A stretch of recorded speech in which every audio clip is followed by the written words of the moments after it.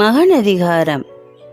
இதோ நிமிடங்கள் எல்லாம் நாட்களென உருண்டோட, நீயோ தலைகீழாய் நின்று சாகசங்கள் செய்கிறாய். தலையால் கருப்பை வாயிலை முட்டி முட்டி திறக்க முற்படுகிறாய். உனக்கும் அவசரமா என் முகம் காண? நீ முட்டுவதால் விருட்டென்று வெளிப்படும் முதுகுவலியும் உன் முகம் காணும் ஆர்வமதில் கண்காணா தூரம் காணாமல் போகிறது. இதோ வளர்ப்பிறை என இருந்த நீ முழுதாய் பௌர்ணமியாகிவிட்டிருக்கிறாய். இருட்டறையிலிருந்து வெளிச்சத்திற்கு வர ஆவல் கொண்டே எட்டியுதைத்து முட்டி போராடுகிறாய். உன்னை போலவே ஆர்வ மிகுதியால் உன்னை ஆசையாய் அரவணைத்து அகமகிழ்கின்றேன். என் சிந்தை முழுவதும் நீயே ஆட்கொள்வதால் கவிதையாய் நிறைக்கிறேன் கருவறையை. வெளியுலகம்தனை கண்டுவிட நாட்களை எண்ணிக்கொண்டிருக்கிறாய் நீ.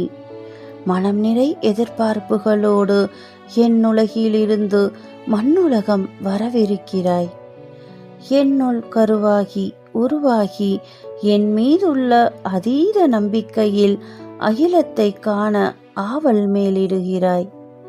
புத்தன் போன்று புனிதமானவர்கள் மட்டுமல்ல, பூவென்று அறிந்தால் கசக்கி எரியும் கயவர்களும் மிகுந்த பூமி இது. எதிர்த்து போராடவும் எதிர்நீச்சலிடவும் கர்ப்பத்திலேயே கற்பித்துவிட, எட்டி உதைத்து எதிர்நீச்சலிட நீயும் பழகிவிட்டாய். கண்ணுக்கு கண்ணாய் கண்காணித்து கொள்ள நான் இருக்கையில் கடினமென்று ஏதுமில்லை. அன்பால் அரவணைக்க அனைவரும் இருக்கையில் நீ அச்சப்படவும் தேவையில்லை. சுயநலக்காரர்களை கண்டு கருவறையில் சுருண்டது போல் சுருண்டு விடாதே. நம்பிக்கையில் மலர்ந்துவிடு. நல்லதோர் வீணையாய் இருந்துவிடு. உருவில்லா கருவொன்றை பையொன்றில் தாங்குகிறேன். மொட்ட விழும் நேரம் பார்த்து மாதந்தோறும் மாறி மாறி வந்த மாதவிளக்கை வாராது நிறுத்தி வந்தமர்ந்தவனே, வளர்ப்பிறை என வளர்கிறாய். கை கால் உதறி பனிக்குடமதில் நீச்சல் கற்கிறாய். உந்தன் சின்ன சின்ன அசைவுகளில் அசக்க எனும் மயக்கம் தெளிவிக்கின்றாய்.